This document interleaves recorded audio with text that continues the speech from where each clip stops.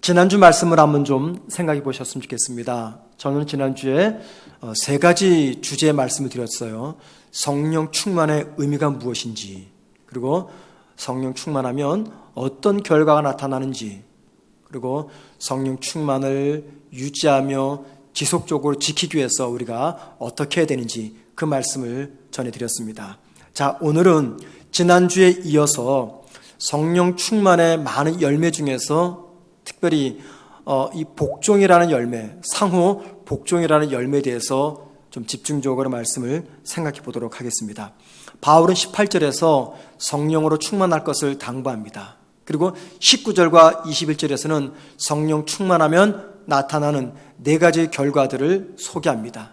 자, 21절은요, 마지막 결과인 상호 복종, 즉 서로 복종하는 것을 이야기합니다. 성령 충만하면 나타나는 여러 가지 결과 중에 서로 복종하는 열매가 나타난다 이야기합니다.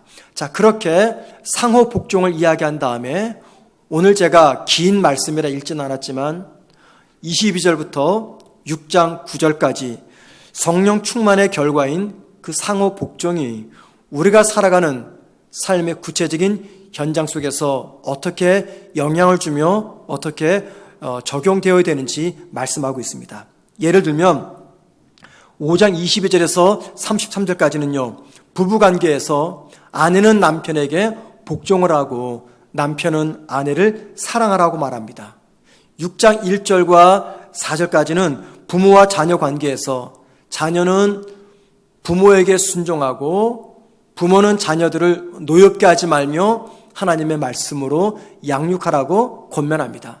마지막 세 번째 6장 5절과 9절까지는 직장에서 고용인과 피고용인의 관계에서 종은 주인의 말에 복종하고 주인은 자기보다 더 높으신 상전을 기억하라고 합니다. 그 상전이 하나님이죠. 그래서 그 하나님을 기억하면서 피고용인, 즉 종들에게 선대하라고 권면합니다.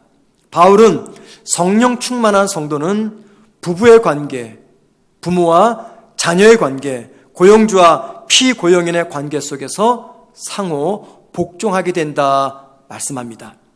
자, 원래 제 설교 계획은요, 부부 관계, 부모와 자녀 관계, 그리고 고용주와 고용인의 관계 각각 따로 말씀을 전할 계획이었습니다. 그런데 말씀을 준비하기 위해서 깊이 묵상하는 과정 속에 어떤 생각이 들었냐면, 만약에 부부의 관계에 대해서 말씀을 전하며 부부가 아닌 분들에게는 이게 어떤 의미일까? 또 부모와 자녀와의 관계를 말씀을 나누게 되면 부모와 자녀 관계가 아닌 성도들에게는 이 말씀이 어떻게 주어질까? 고용주와 피고용인의 관계에 대해서 말씀을 전하면 이 주제에 해당되지 않은 성도들은 이 말씀이 어떻게 전달이 될까? 그런 고민이 들었습니다. 그래서 저는 부부의 관계, 부모와 자녀의 관계, 고용인과 피고용인의 관계를 다루지 않고 우리가 살아가는 삶의 전 영역에서 성도가 상호 복종하는 것이 무슨 의미인가, 이 주제에 관해서 좀 폭넓게 말씀을 전하려고 합니다. 오늘 본문 21절과 읽지 않은 22절에서는요, 복종이라는 단어가 두 번 반복됩니다. 또 6장 1절과 4절에서는 순종이라는 단어가 등장합니다. 자, 그런데 헬라 원문 성경을 보면은요, 이 모든 단어들은 한 단어로 쓰였습니다. 휘포타소라는 단어입니다. 휘포타소를 5장 21절과 22절에서는 복종이라고 번역했고 6장 1절과 4절에서는 순종이라고 번역했는데, 엄밀한 의미에서 휘포타소는 복종의 의미입니다. 자, 휘포타소는요, 두 개의 단어가 합쳐진 한 단어입니다. 뭐뭐 아래 또는 뭐뭐 밑에라고 하는 전치사 휘포와 배열하다 혹은 정렬하다 뜻을 가진 타소가 합친 한 단어입니다. 자, 그래서 휘포타소를 문자적으로 번역하게 되면 아래 배열하다 그 뜻입니다. 아래 정렬하다, 아래 배열하다. 이 단어는 주로 군대 같은 조직체에서 지휘관이나 혹은 상급자의 명령에 대한 하급자의 복종을 의미했던 단어로 쓰였습니다. 자, 그러니까는 이 복종을 뜻하는 휘포타소라는 단어 안에는 권위에 대한 복종이라는 개념이 담겨 있습니다. 권위에 대한 복종의 개념. 우리가 살아가는 이 세상에는 다양한 조직체, 공동체, 모임이 있습니다. 우리의 가정이 있고요, 직장이 있고 학교가 있습니다. 심지어 이 교회조차도 조직체이며 모임이죠. 그리고 그 조직이나 모임을 잘 운영하기 위해서 사람들이 어느 특정인에게 권위를 부여했습니다. 그래서 모든 모임에는 권위를 부여받은 사람들이 있습니다. 직장에서는 상사의 권위, 가정에서는 남편과 부모의 권위, 국가에서는 통치자의 권위 등등의 권위가 있습니다. 그리고 성경은 이러한 권위는 하나님께서 부여하신 권위라고 이야기합니다. 로마서 13장 1절과 2절입니다. 각 사람은 위에 있는 권세들에게 복종하라. 권세는 하나님으로부터 나지 않음이 없나니 모든 권세는 다 하나님께서 정하신 바라. 그러므로 권세를 거슬리는 자는 하나님의 명을 거스림이니 거스르는 자들은 심판을 자취하리라 라고 말합니다. 이 권세, 즉 권위는 어떤 종류의 권위이든지 하나님으로부터 주어진 권위다 라고 말합니다. 자, 그래서 로마서 13장 4절에서는요, 이러한 권위를 가리켜서 하나님의 사역자라고 말합니다. 하나님의 사역자. 그러니까는 하나님 대신에 이 땅의 사람들을 돌보는 그 권위를 가리켜서 하나님의 사역자다라고 말합니다. 이 말에는 중요한 의미가 담겨져 있습니다. 많은 사람들에게 권위가 주어졌는데 그 권위는 하나님 대신 이 세상과 사람을 다스리고 통치하도록 하시는 하나님의 일반 은총이라는 것입니다. 그래서 권위는 하나님의 일반 은총입니다. 그리고 하나님은 믿는 성도들이 솔선수범해서 이 권위에 복종하기를 원하십니다. 자, 그러니까는 아내가 남편에게 복종해야 되는 이유는 아내가 남편보다 열등하기 때문이 아닙니다. 또는 아내가 남편보다 부족하거나 덜 중요한 존재여서가 아니라 하나님이 남편에게 권위를 주셨기 때문입니다. 자녀가 부모에게 복종해야 되는 이유는 하나님이 부모님에게 권위를 주셨기 때문입니다. 피고용인이 고용주나 혹은 직장 상사에게 복종해야 되는 이유는 그들에게 주어진 권위 때문입니다. 어쩌면 이런 말을 들으면 우리 가운데 이런 질문이 생길 수가 있을 겁니다. 남편이나 부모가 마치 폭군처럼 아내와 자녀들을 학대하거나 또는 고용주나 직장 상사가 피고용인과 부하 직원을 무시하고 괴롭혀도 그들에게 복종해야 됩니까? 나라의 통치자들이 국민이 허락해준 권위를 가지고 독재를 하거나 인권을 유린하거나 혹은 사리사욕만을 채운다면 그래도 나라의 통치자들의 권위에 복종해야 됩니까? 자, 오늘 설교의 초점은 이 주제가 아니기 때문에 이 질문에 대한 자세한 답은 제가 생략을 합니다. 그러나 제가 결론적으로 말씀드리자면 성경은 권위를 받은 자들이 그 권위를 하나님의 뜻대로 사용하지 않고 국민에게, 사람들에게 고통을 줄 때 그 권위에 복종하지 않아도 죄가 아니라고 이야기합니다. 자, 이 말은 권위를 받은 자들이 자신들의 사리사욕을 채우기 위해서 그 권위를 사용한다면 우리 성도들은 그 권위에 복종할 수가 없다는 겁니다. 자, 다시 이제 본론으로 돌아와서 아내와 자녀와 종들이 그들의 남편과 부모와 상전들에게 순종해야 되는 이유, 복종해야 되는 이유는 하나님이 그들에게 권위를 주셨기 때문입니다. 자, 그러나 바울은요, 5장 22절에서 6장 9절까지 동시에 권위를 받은 자들, 즉 남편과 부모와 고용주들의 책임도 함께 강조합니다. 예를 들면 남편들에게는요, 아내를 내 목숨처럼 사랑하라고 책임을 강조합니다. 부모는 자녀에게 분노하지 말고 하나님의 말씀으로 잘 양육하라고 명령합니다. 주인은 그들 위에 계신 하나님을 기억하며 종들을 사랑하라고 당부하십니다. 따라서 내가 남편이든 내가 부모이든 내가 고용주나 혹은 직장 상사이든 사람들이 나의 권위에 복종하기를 바란다면 내가 먼저 그들에게 어떤 남편이 되고 어떤 부모가 되고 어떤 고용주나 직장 상사가 되어야 되는지 오늘 말씀을 통해서 우리 모두가 잘 기억해야 된다는 겁니다. 자, 그런데 여러분, 이 권위 앞에 복종하는 것은요, 굳이 예수를 믿지 않는 사람들도 다 합니다. 우리 성도들만 권위에 복종하는 것이 아니라 예수 안 믿는 사람들도 누구를 막론하고 이 권위에 복종합니다. 자, 그래서 바울은 성도가 권위자들에게 복종해야 되는 더 중요한 이유를 말씀하고 있습니다. 바울은 성도의 복종의 원리를 성령 충만과 연결합니다. 오늘 본문 18절에서는 성령으로 충만함을 받으라 말씀했어요. 21절에서는 그 결과는 상호 복종하는 삶을 사는 것이라고 이야기합니다. 자, 그러니까는 성도가 상호 복종하는 것은 권위 때문이 아니라 다름 아닌 성령 때문이라고 말씀합니다. 자, 그래서 부부가 함께 성령 충만하면 아내와 남편이 피차 복종합니다. 부모와 자녀가 성령 충만하면요, 자녀만 부모에게 복종하는 것이 아니라 부모도 하나님께 복종하는 마음으로 자녀를 양육합니다. 고용주나 직장 상사가 성령 충만하면 자기 위에 계신 하나님께 복종하듯이 아랫사람들을 선대합니다.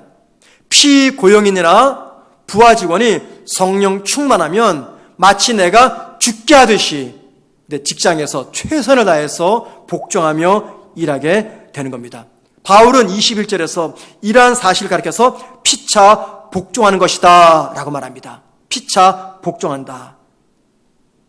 상호 복종이 이루어지지 않는 이유는요, 사람마다 다 자기 권리를 주장하기 때문입니다. 자기 권리를 내세우는데 어떻게 그 속에서 상호 복종이 이루어지겠습니까?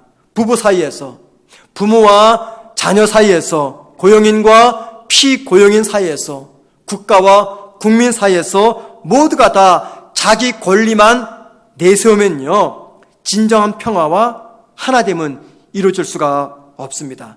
자, 그래서 믿는 성도가 붙잡아야 될 삶의 원리는 자기 권리와 평등이 아니라 상호 복종의 원리라는 것입니다.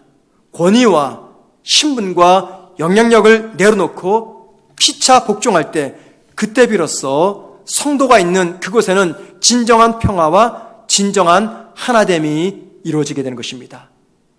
바울은 성도의 삶의 원리 두 가지를 말씀합니다. 18절에서는요, 성령으로 충만하는 것, 21절에서는 그리스도를 복종하는 것, 이렇게 두 가지를 이야기합니다. 그리고 성령으로 충만하고 그리스도를 경외할 때 나타나는 결과는 다름 아닌 상호 복종이라고 이야기합니다. 주님을 경외함으로 부부는 상호 복종하라고 이야기합니다.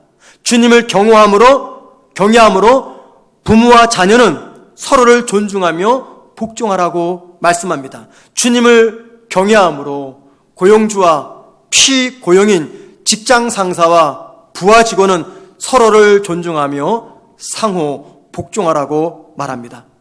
성도는 권위 때문에 복종하는 것이 아니라 주님을 경외하기 때문에 복종하는 것입니다. 왜 우리가 성령 충만하고 주님을 경외하게 되면 권위의 벽을 넘어서 모든 사람들에게 복종하게 되는 것일까요? 왜 그렇습니까? 성령 충만하고 주님을 경외하게 되면요, 우리의 성품이 주님의 성품을 담게 됩니다. 자, 그렇게 되면 우리에게 두 가지의 변화가 나타납니다. 저와 여러분이 성령 충만하고 주님을 경외해서 주님을 닮게 되면 우리에게는 크게 두 가지의 변화가 찾아와요. 첫째 변화는요, 자기 자신을 부인하려고 합니다. 이게 자기를 부인한다 그 말은 자기를 낮춘다 그 말입니다. 이게 바로 주님의 마음입니다. 자기를 부인하고 자기를 낮추는 마음, 이게 주님의 마음입니다. 빌립보서 2장 5절에서 이렇게 말합니다. 너희 안에 이 마음을 품으라. 곧 그리스도 예수의 마음이니 라고 말합니다. 주님의 마음을 품으라고 말해요. 그러면 여러분, 주님의 마음은 어떤 마음일까요? 그 다음에 나오는 빌립보서 2장 8절에서 주님의 마음을 이렇게 소개합니다. 사람의 모양으로 나타나사 자기를 낮추시고 죽기까지 복종하셨으니 곧 십자가에 죽으심이라. 여러분, 주님의 마음은요, 자기를 낮추는 마음이었어요.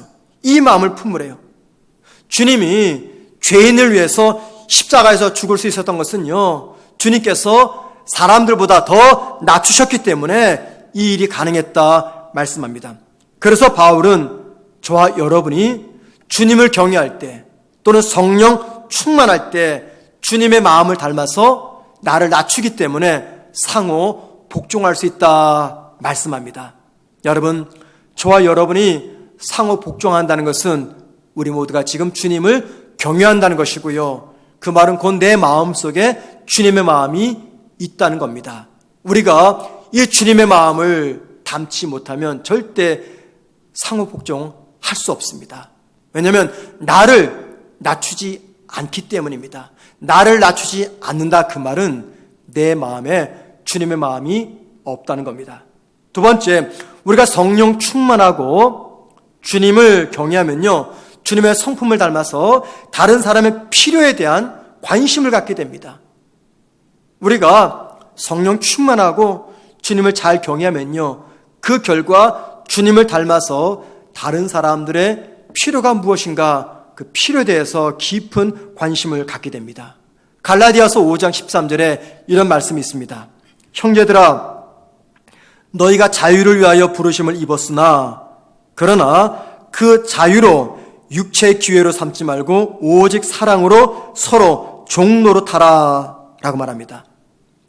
우리는 주님의 십자가의 죽으심으로 죄와 사탄의 속박으로부터 자유함을 받은 사람들입니다. 누가 뭐래도 저와 여러분은 자유인입니다. 그런 우리에게 하나님께서 원하시는 것이 있어요.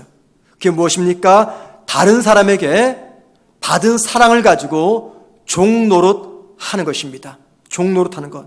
다른 사람을 위해서 내가 사랑으로 종노릇한다, 그 말은요, 다른 사람에 대한 깊은 관심을 갖고 그들의 필요를 채워주며 섬기라는 말입니다. 자, 오늘 말씀으로 바꿔 말하자면 상호 복종해라, 그 말입니다. 다른 사람을 섬기기 위해서는요, 높아지고 싶고 섬김을 받고 싶은 자기 권리를 내려놓아야 됩니다. 자기 권리를 붙잡고 있는 한 우린 절대 사랑으로 종노릇할 수가 없습니다. 우리 모두에게는요, 다 높아지고 싶은 마음이 있습니다. 또는 다른 사람들로부터 내가 섬김을 받고 싶은 마음도 있습니다. 그런데 그런 마음을 가지고는 절대 사랑으로 종노릇하지 못합니다. 그런 마음을 갖고 있으면 우린 절대 상호복종을 할 수가 없습니다. 내가 높아지고 싶고 섬김을 받고 싶은 나의 권리, 이 권리를 내가 겸손히 내려놓을 때, 그때 누군가를 내가 돌보고 싶고 섬기고 싶고 누군가에게 내가 복종하고 싶은 그런 마음이 생기는 것입니다. 자기 권리를 내려놓지 않으면 절대 자신을 낮출 수 없습니다. 그러면요, 다른 사람의 유익을 위해서 사랑으로 종노릇할 수가 없는 것입니다. 따라서 상호복종의 가장 중요한 원리는 무엇이냐? 첫째, 자신을 낮추는 겸손입니다. 겸손. 두 번째, 다른 사람을 먼저 생각하는 온유함입니다. 온유함. 이 겸손과 온유함이 누구의 마음입니까? 우리 주님의 마음입니다. 주님의 마음. 그래서 성령 충만하고 주님을 경외하게 되면 우리가 주님을 닮는데 어떤 주님을 닮습니까? 자신을 낮추는 겸손함과 다른 사람을 먼저 생각하는 이 온유함을 닮게 됩니다. 저는 이번 주 말씀을 준비하면서 문득 제 젊은 청년 시절이 생각이 났습니다. 이 성령 충만이라는 주제에 관해서 말씀을 준비하면서 이제 20살 때 제 모습이 생각이 났어요. 저는 20살 때 주님을 인격적으로 만났습니다. 교회야 6살 때부터 다녔지만 주님을 인격적으로 만난 것은 20살이었고, 그때 저는 놀라운 은혜를 받았습니다. 흔히 말하는 참 많은 성령 체험을 했어요. 은사도 많이 받았습니다. 그 후에 저는 정말 뜨거운 열정으로 믿음 생활을 했습니다. 산으로 기도하러 가고, 또 금식 기도하고, 매일 저녁마다 교회당으로 다녀가서 2시간씩 기도하고, 금요일마다 밤을 새서 철야로 기도하며, 어쨌든 성령 충만이 저의 주된 관심이었어요. 그럴 수밖에 없었던 것은 제가 믿음 생활했던 그 교회는요, 성령 충만을 많이 강조하는 교회였기 때문입니다. 늘 언제나 예배 때마다 성령 충만을 사모하고, 기도할 때마다 성령 충만을 위해서 간구했어요. 그 당시는요, 저뿐만이 아니라 대부분의 성도들의 주된 관심이 성령 충만이었어요. 그래서 성도들은 성령 충만을 받기 위해서 밤이든 낮이든 새벽이든 교회당에 나와서 부르짖고, 산으로 기도하러 가고, 산에 있는 기도원으로 집회 참석하며 그렇게 은혜를 간구했습니다. 자, 그런데 지금 와서 제가 생각해보면은 당시 목사님들은요, 성령 충만을 받으라 라고 말씀하시면서 성령 충만 받음의 의미가 무엇인지는 방언, 은사, 체험, 입신, 병고침 이런 것들에만 무게를 두었어요. 그래서 성령 충만의 결과 하면은요, 모두가 다 은사 중심이었어요. 방언을 하거나 병을 고치거나 내가 예언을 하거나 이런 것이 성령 충만의 결과였습니다. 어떤 목사님들도 성령 충만하면 성도 상관에 서로 복종하게 된다, 그런 말씀을 전하는 분이 없었어요. 그런 설교를 들어본 적이 없습니다. 성령 충만하면 나를 부인하고 다른 사람의 필요를 내가 돌아보게 된다, 그런 설교도 하지 않았어요. 그냥 성령 충만하면 방언하고 기도의 능력 받아서 기도를 유창하게 하고, 성령 충만하면 예언도 하고 병자도 고치고 등등 그런 은사들만 강조했어요. 자, 그러다 보니 흔히 말해서 교회당 안에서 성령 충만 받았다라고 하는 성도들은 대부분이 다 교만합니다. 무례합니다. 거만합니다. 왜냐하면 신앙의 은사를 가지고 신앙의 수준을 논하기 때문이에요. 방언을 하는 성도들은 방언을 하지 못하는 성도들을 굉장히 깔봅니다. 은사를 많이 받은 성도들, 기도를 유창하게 하는 성도들은요, 기도를 잘 못하거나 혹은 은사가 없는 성도들을 굉장히 무시합니다. 기도도 못하는 인간, 성령 충만하지 않은 목사, 그래서 방언을 못하는 목사들은요, 목사로 보지도 않았어요. 그러다 보니 자연적으로 신앙의 은사를 가지고 성도들의 계급을 분류하는 겁니다. 아니, 목사들도 그렇게 말해요. 방언 받은 성도, 받지 못한 성도 분류시켜가지고요, 차별합니다. 믿음이 없어서 기도하지 않으니까는, 성령 충만하지 않으니까는 이런 은사를 못 받는 거다, 이렇게 성도들을 비교했어요. 그러다 보니 성령 충만한 사람들의 특징은 대부분이 교만했습니다. 무례했어요. 자기 주장만 내세우면서 사람들에게 상처를 주었고, 복종하는 것은요, 있을 수가 없는 일이었어요. 여러분들은 성령 충만의 결과와 주님을 경외하는 결과가 상호 복종이라는 것을 인정하십니까? 만약에 스스로 나는 성령 충만하다, 나는 주님을 경외한다 라고 하면서도 자기 권리만 내세우고 자기 주장만 내세우고 다른 사람들의 선한 충고는 무시하며 다른 사람에게 내가 복종하지 않는다면 내가 진짜 성령 충만한 성도인지, 내가 진짜 주님을 경외하고 있는지를 점검해 보아야 됩니다.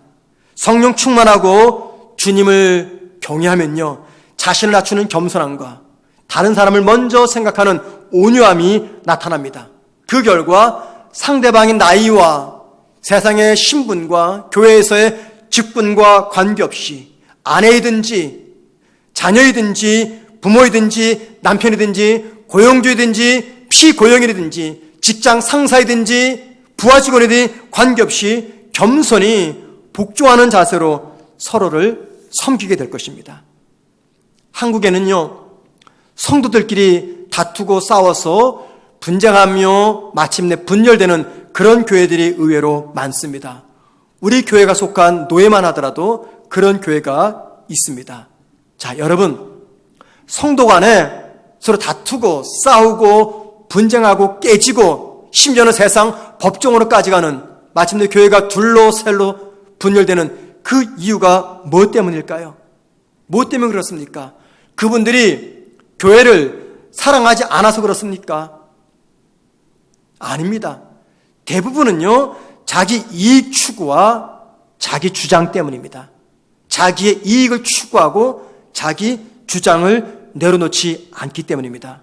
자, 가정을 한번 생각해 보세요. 왜 가정에서 다툼과 갈등과 분쟁이 사라지지 않습니까? 가족원들이 자기 이익 추구와 자기 주장 때문입니다. 100년 해로를 약속했던 부부가 다투고 갈등하는 이유, 무엇 때문입니까?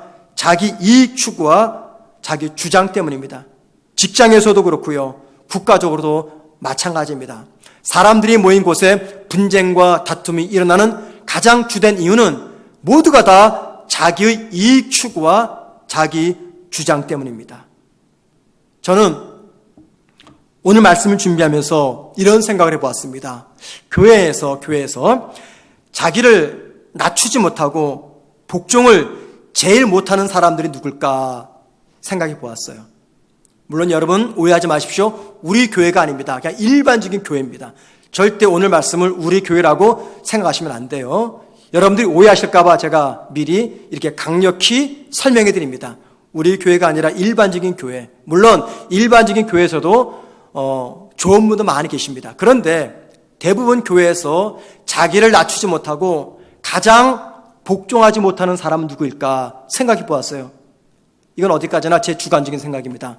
첫째가 누구냐면 교회에서 낮추지 못하고 상호 복종을 제일 못하는 사람, 담임 목사입니다. 담임 목사. 담임 목사가 그래요. 담임 목사가 복종을 제일 못합니다. 왜 그런지 아십니까? 한국 교회는 목회자 중심적인 공동체이기 때문입니다. 그리고 한국 교회는 초창기부터 좋은 신앙의 전통이 교회에 흘러내려오고 있어요. 그것은 성도들은요, 오래전부터 담임 목사의 영적인 권위에 도전하는 것을 굉장히 부끄러운 죄로 생각했습니다. 그래서 담임 목사의 영적인 권위에 도전하지 않습니다. 또 하나, 담임 목사의 목회 방침에 무조건 순종해야 된다라고 하는 아름다운 신앙의 전통을 교회들이 가지고 있어요. 그런데 목사들이 그 아름다운 전통을 이용해가지고 자신을 낮추지 못하고 자신은 절대 복종하지 않습니다. 자기의 말이 곧 하나님의 말이며 그래서 무조건 복종해야 된다 하면서 자기는 복종하지 못하고 성도들에게만 일방적으로 복종을 요구합니다. 이름만 대면 알만한 우리 교회, 우리 한국의 원로 목사님이 계십니다. 유명한 목사님인데 언젠가 그분이 그런 얘기를 하셨어요. 이분이 목사 안수를 받았을 때, 젊었을 때죠. 당시 장로님이셨던 아버지께서 당부를 하시기를 너는 절대 목회하면서 잘못했습니다. 죄송합니다. 감사합니다. 라고 하는 사과와 감사 인사를 줄겨 사용해라. 권면하셨대요. 왜냐하면 이 아버님 장모님께서 신앙생활 하시면서 여러 목회자들 겪어보니까는 목사들이 뭔가를 잘못해도 절대 잘못했습니다, 미안합니다, 죄송합니다 말을 안 한다는 거예요. 또 성도들이 섬겨도 감사합니다 인사를 안 한다는 거예요. 왜 그럴까? 목사들이 성도들에게 죄송합니다, 잘못했습니다, 미안합니다, 감사합니다 라고 말하면 영적인 권위가 떨어지기 때문이고, 목사의 영적인 권위가 떨어지면 성도들이 목사의 말에 순종하지 않기 때문에 목사들은 미안합니다, 죄송합니다, 감사합니다 이런 말을 하지 않는다는 거예요. 그래서 너만큼은 절대 그러지 말아라 라는 아버지의 당부가 있었다는 이야기를 제가 들은 적이 있습니다. 여러분, 목사들은 성도들에게 상호 복종하자고 설교하면서도 정작 자신은 그 대상에서 제외시켜버립니다.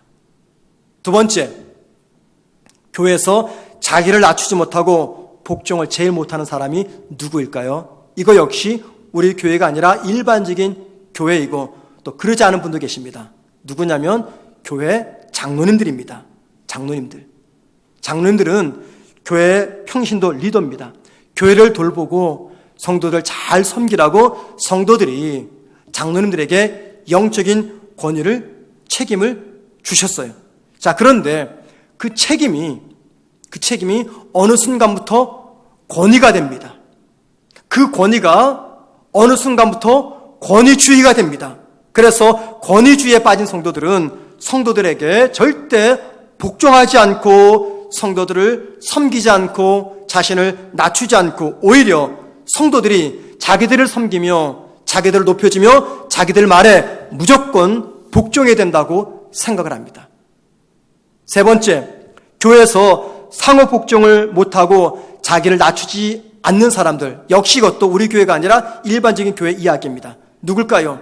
권사님들, 안수 집사님들입니다. 네 번째, 상호 복종을 잘 못하는 분들 누굴까요? 교회에 오랫동안 출석하고 계신 분들입니다. 자, 그런데 여러분 한번 잘 들어보세요. 담임 목사, 장로님, 권사님, 안수 집사님, 그리고 교회에서 오랫동안 출석하신 분들, 이분에게는 공통점이 있어요. 그 공통점이 뭘까요? 교회에 대한 책임감입니다. 책임감. 교회에 대한 책임감이에요.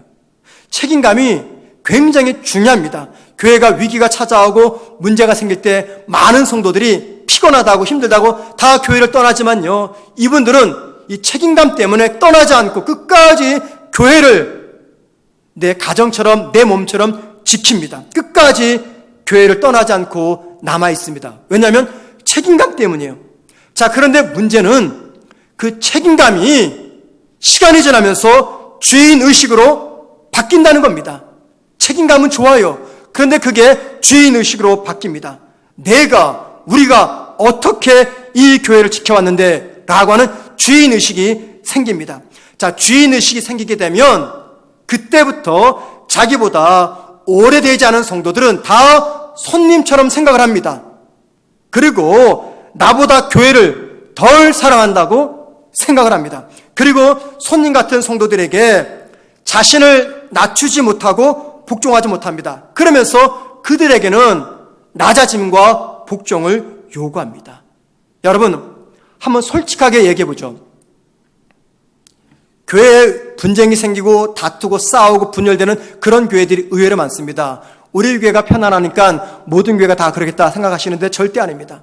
여러분, 교회에서 분쟁이 벌어지고 다투고 싸워지고 분열되는 그 원인이 도대체 누구로부터 주어질까요? 분쟁의 원인이 이제 갓 직분받은 설의 집사님이겠습니까? 이제 교회 막 등록한 새가족이겠습니까?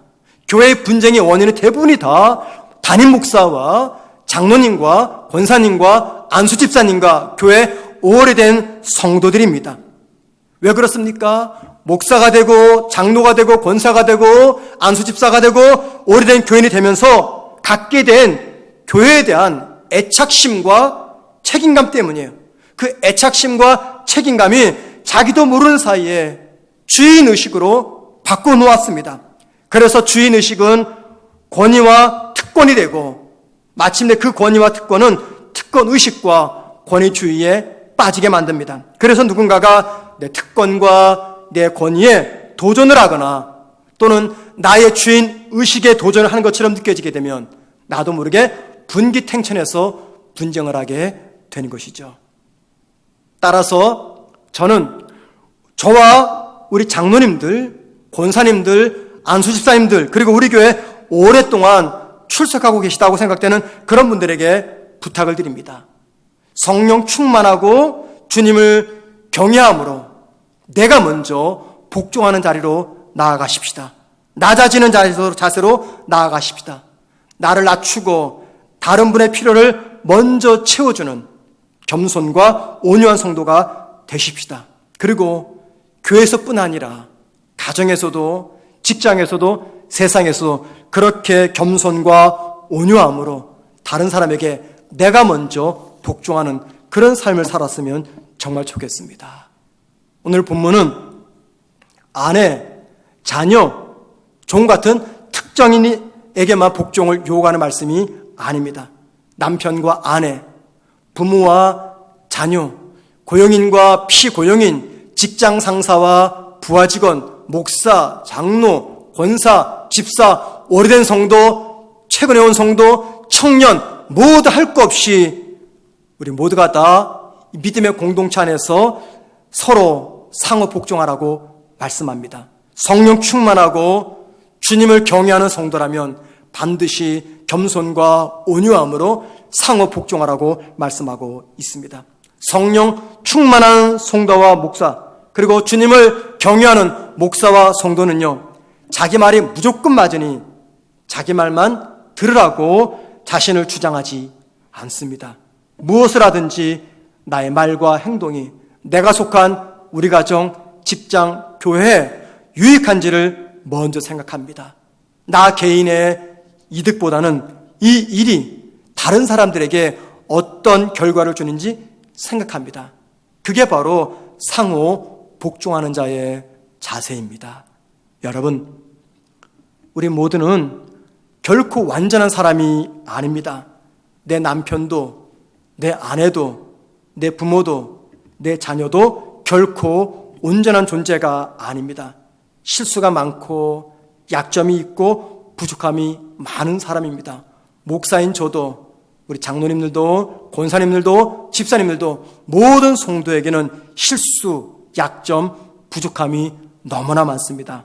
만일 눈에 불을 켜고 상대방의 모습에서 약점과 실수의 모습만 찾고자 한다면 결코 그 사람은 좋게 보이지 않습니다. 그 사람에게 문제가 있어서가 아니라 문제의 눈으로 그 사람을 바라보는 내가 병이 들었기 때문입니다. 이 세상 모든 사람들이 다 나보다 낫다고 생각하는 겸손함이 필요합니다. 이 일이 나에게 어떤 유익을 주는지 생각하기 전에 이 일이 다른 사람에게는 어떤 의미고 어떤 결과를 먼저 생각하는 온유함이 우리에게 필요합니다. 그것이 주님을 경외하고 성령 충만한 자의 자세입니다. 그래야 상호 존중하며 상호 복종할 수가 있는 것입니다. 이 시간 우리 모두가 다 성령으로 충만하고 주님을 경외함으로 겸손과 온유함으로 상호 존중하고 상호 복종하는 우리 교회와 여러분의 가정과 여러분의 직장 되기를 주님의 이름으로 축원을 드립니다.